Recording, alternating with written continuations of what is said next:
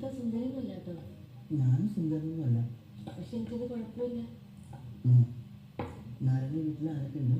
ഞാനും അമ്മയും അനിയനും. അനിയൻ്റെ പേരെന്താ? സന്തോഷ്.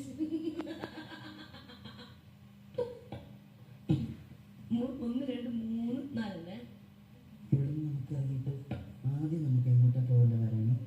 നമുക്ക് അതിന് അവിടെ തരും. തീർച്ചയായും നമുക്ക് ആദ്യം നമുക്ക് അമ്പലത്തിൽ പോയി താലി കെട്ടാം. ഏത് അമ്പലത്തിൽ? അത് ബഷീറിന്റെ ഇഷ്ടത്തിന്. ഓ ബഷീർ അമ്പലം പള്ളിയിൽ ഇത് വേണ്ടല്ലേ. നമുക്ക് നേരെ അമ്പലത്തിൽ പോയി താലി കെട്ടാം. എന്നിട്ട് നേരെ പള്ളിയിൽ വെച്ച് നിൽക്കാതെ നിർത്താം. ഇനി എൻ്റെ ഒരു ആഗ്രഹം പറയട്ടെ.